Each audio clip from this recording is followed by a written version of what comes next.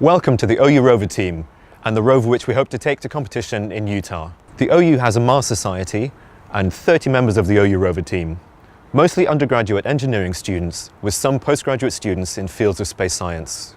The Open University is a unique educational institution, offering the opportunities for study later in life and a really cost-effective way to earn a degree as a young person too. In addition, the Open University is one of Europe's leading space science research centres. Involved in major European Space Agency missions.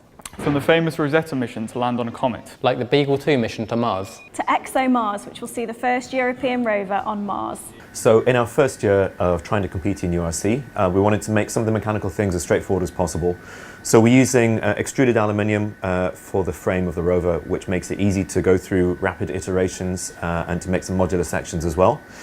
We've got 4 brushless DC motors powering the propulsion. The wheels are 30 centimeters in diameter, they're quite large, and we had to come up with some kind of custom solution for tread.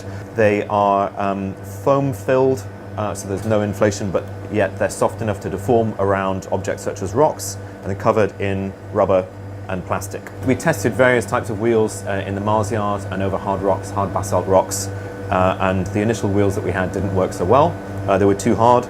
So these wheels are softer and allow us to navigate over hard rocks. The suspension is made with gas struts so that the wheels remain flat as they're navigating obstacles. So the rover must perform complex tasks as set out in the competition rules. So to make sure that we compete successfully and complete all the tasks, we built out a comprehensive software stack. So this ensures that we can control the rover remotely, manipulate the arm and the gripper, control scientific equipment, take remote imagery and drive live video feeds. We have also equipped the rover with 4 cameras for still imagery and 2 video cameras for live video feeds. To make sure that we get all the data to our base station, we have a provision for radio communication which goes over 4 frequencies, 2 for video feeds and 2 for uplink and downlink communication. So the heart of the rover will be a Raspberry Pi 3, and this will be powered by a 12-volt battery with a DC to DC converter.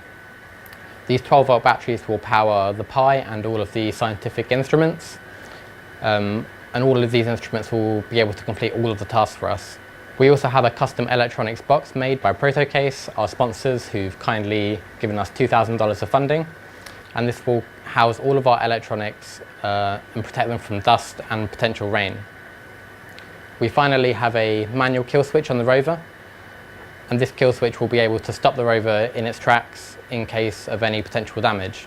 We've put lots of thought into site acquisition and assessment. The panorama image at a distance of 20 metres will show sufficient detail to be able to determine the stratigraphic column, and using the same camera at a distance of less than 20 centimetres will enable us to make a good guess at the grain size and the minerals present, and from that the history of water.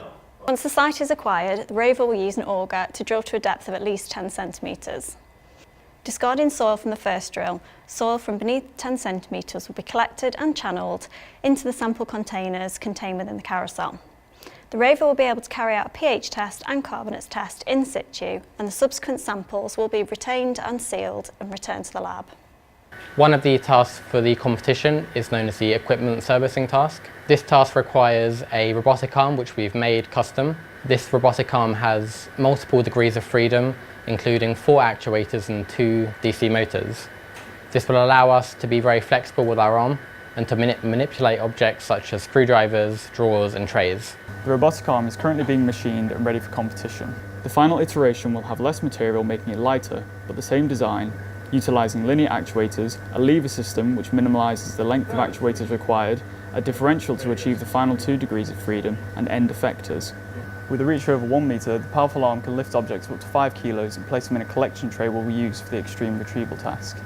The rover has the ability to attain GPS coordinates and protocols for obstacle detection and avoidance. Using Python and OpenCV, we created a program for object detection using the rover's peripheral cameras. An image will be received by the rover and transmitted through the function. If a ball is detected, the rover will return a confirmation message of the detection as well as an annotated image of the detected object.